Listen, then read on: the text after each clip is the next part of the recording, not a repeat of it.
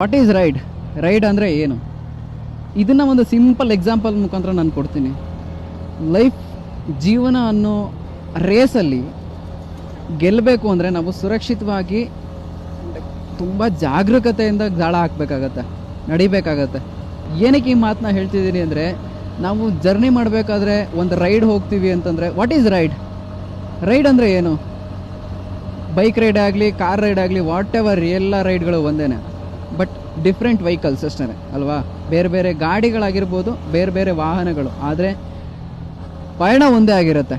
So ಅದಕ್ಕೋಸ್ಕರ ಹೇಳ್ತಿರೋದು what is ride. Ride ಅಂತಂದರೆ ಸಿಂಪಲ್, ಯಾವುದೇ ರೀತಿ ತೊಂದರೆ ಅಪಾಯಗಳಾಗ್ದೇ ಸುರಕ್ಷಿತವಾಗಿ ನಾವು ಹೋಗ್ತಿರುವಂಥ ಜಾಗನ ನೋಡಿಕೊಂಡು ಖುಷಿಪಟ್ಟು ಮತ್ತೆ ವಾಪಸ್ ಅದೇ ಜಾಗರೂಕತೆಯಿಂದ ಮನೆ ಸೇರ್ತೀವಲ್ಲ, ಅದನ್ನು ರೈಡ್ ಅಂತಾರೆ ಅಲ್ವಾ?